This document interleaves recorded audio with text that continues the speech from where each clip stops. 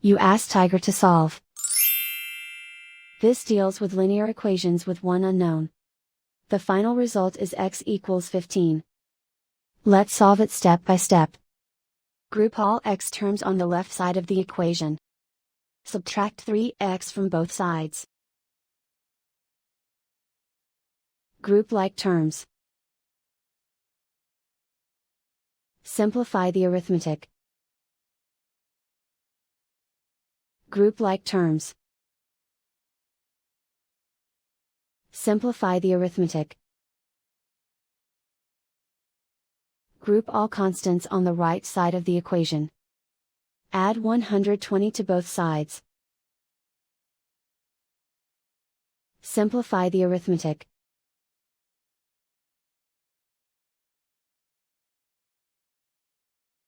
Isolate the x. Divide both sides by 6.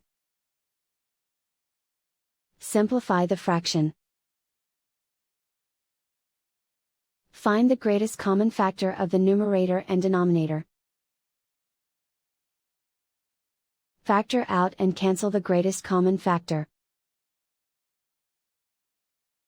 And so the final result is x equals 15.